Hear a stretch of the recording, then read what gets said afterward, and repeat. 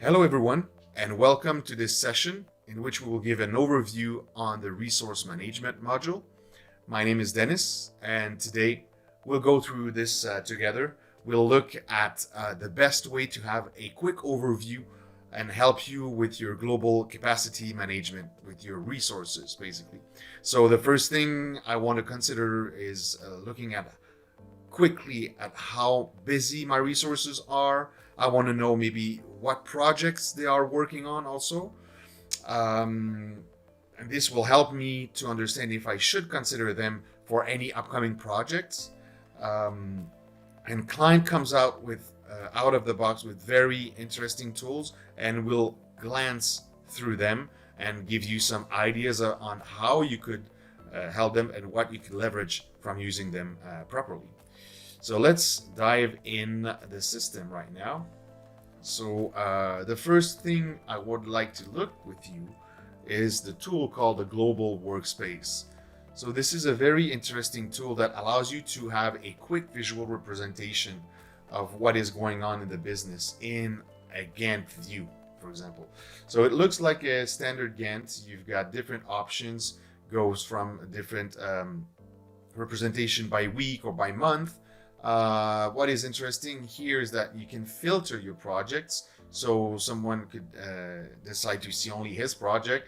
In this case, we would probably want to see projects that are, if you're using project type, which in this case we are, I'd like to see customer facing projects. And I'm going to display this, so it's going to update and show me only projects that I consider customer facing from my business. And I can see quickly the progress of each project, where they're at, with different options that you can select and change. So you could hide or have more items displayed here based on your preferences. But for example, I could see if I can narrow down a bit more. So I can expand Acme 2 and I see the progress of it, and I can compare it with Acme 4 because I want to understand a bit more what's going on. So I see that there are a couple of phases that are done, that are completed. So I know that here are the tasks that were done when they were completed.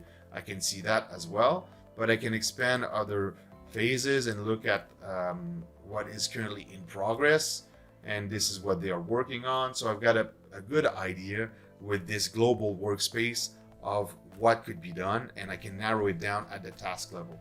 Maybe the other interesting thing to notice is that you could also filter not only on the projects but on the tasks, and you can add filters from here. So selecting filter, any fields from task will be available, so you can create your own filter and narrow down the information you are currently seeing. So this is kind of the first place to go when you want to understand what's cooking in the business. The other one I'm thinking of is the Global Resource Planner, which is called Resource Planner here. The Global Resource Planner serves very well in global capacity management.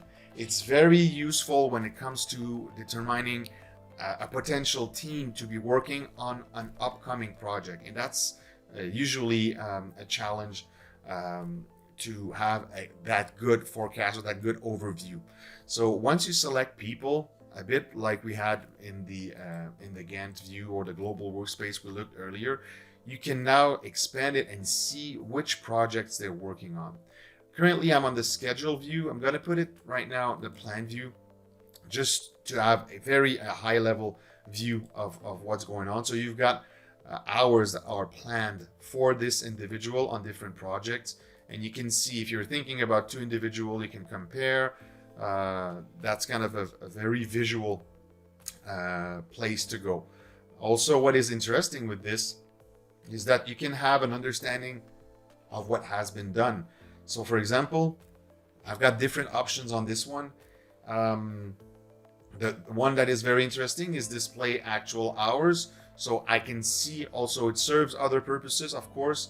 I could see how many hours this resource has logged on other projects. So example here, she logged like 18 hours on Acme 1, 24 on Acme 2, and 4 on Acme 4. That was what she logged on in July. But if I remove this, you see that what was initially planned is the 17.97 hours on Acme 2. So that's kind of information you can get out of this tool. The other thing you can do with it is, for example, I was talking about resource management. I want to consider this resource for an upcoming project, Acme 1, for example. So I know that in October, November, December, she seems to be available from what I see. You know, she's got a bit of hours in on Pop Solution here. So let's focus on November. So here I'm gonna assign her November, December. I'm gonna go there. I'm just planning, but I'm gonna put it pipeline or softbook. And maybe I don't want this to inform this project resource of the specific work I'm planning, because it might not be confirmed yet, right? So let's put maybe 60 hours. So it's going to spread it out between this. So here you go. You've got 60 hours that were planned on the project. So if I double click on it, you see 60 hours on here. That's a project assignment. So you see that these hours are planned, but with a different status, right? It's not green as the other one. And if I go to scheduled, once again, this information will not be visible because it's not scheduled. It's not at a task level even. I'm really soft booking my resource, and I want to consider what they will do, maybe this resource for other projects. And by doing that soft booking and that pipeline or that forecasting, it allows you to combine both existing project, ongoing project, and what is pipeline, and see how busy your resources are. But not only that, on top, you can exchange and you can start very useful discussions with your HR department and exchange with them on eventual needs on a specific role. So you might know that in December, for example, it's going to be very busy and you're going to need some engagement leads. So they could maybe start scouting appropriately. So going back to the resource planner, that resource planner also allows anyone with, depending on their access, to see their tasks maybe, but also the tasks from their team. And this is something we like to use, for example, at Client. It's very useful when it comes to exchanging on what is currently going on. So what are you working on a specific week? So it drives weekly meetings, and you can have exchanges between different engagement leads on requirements, or maybe with the management as far as why some hours are booked or not booked on specific projects. So this global resource planner is also very useful for this. Now let's talk about resource management, but at a project level. This was more for the global capacity. But if I go, for example, on a project itself, and I look at, let's take this one. There are a very useful tool called a resource plan. So you will see that the resource plan looks a lot like the global resource planner, except that it is in context of your project. Currently, I see that I have 4 project assignments on this project. 3 project resources are assigned. I've got Brady, Jenny, and Roxanne. And I see that Jenny has both the solution architect and business analyst role on this project. I'd like to change her business analyst role and give it to someone else just to free her a bit, because she's going to be very busy. So what I'm going to do, I'm going to click right beside her name and look at who else is available as a business analyst. Either Blessing or Lou have kind of the same availability. So there might be a reason for me to look and to compare a bit more at who's going to do the job, who's going to be the best one. Depending on the skills you've entered, this and here I did some skill entry. I know that Luz is way better in flow and automation and Blessing does not have any experience. And on these duty, I might require some. So I'm gonna book Lou, and you'll see that when you go back on the resource plan, both resource have been swapped. So all of the business analyst duties are now assigned to Lou, and Jenny is only going to focus on solution architect. So that's kind of the resource management you can do with the resource plan at the project level. And I might want to be a bit more specific. So I'm going to go in the workspace, and there's a couple of things you can do there as well. You'll recognize that the workspace looks a lot like the global workspace, but again, it's in context of this project. So I see the Gantt chart of my project with my different phases and the task related to them. I can change and use what we call the assignment view. So it's just going to change the layout. I'm exactly in the same, it's exactly the same data, but with different emphasis. On this assignment view, I've got different project assignments. So the same 4 project assignment I had, I could create one project assignment and add a new player from here. Or if I want to be more specific, as I said, I could look at for a specific task here on the engagement lead task, on the architecture and project plan task owned by an engagement lead. Right now, I'm going to go to the schedule tab. You see Roxanne is having this task, but I could maybe search for another engagement lead that could help her on this task. And sorry, I didn't select it.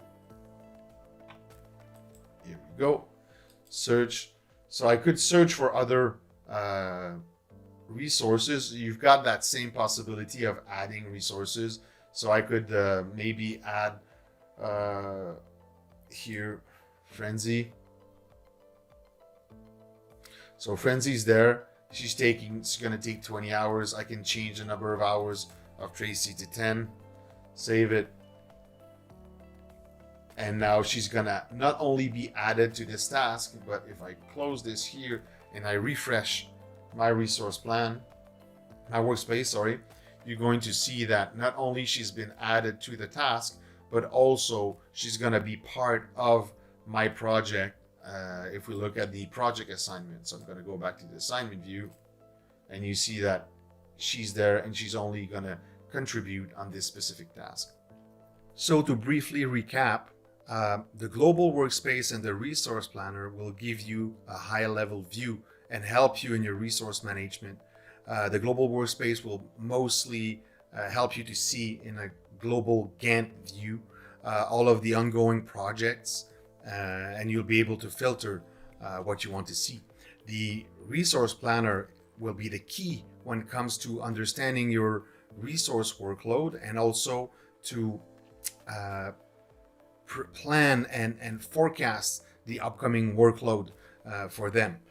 In a bit more in context, you'll have the resource plan, which allows you to swap the resources. So you're really into your project context and you want to maybe decide to assign some work to one specific resource or maybe swap with another resource. So that's going to be a resource plan. And the workspace is really the great tool in resource management to when it comes to use the assignment view, and you want to assign a new individual to your project or maybe a specific individual to a specific task. So a lot of different options to give you full potential on managing your resources with client. Following next, stay tuned for the time and execution module. Thank you.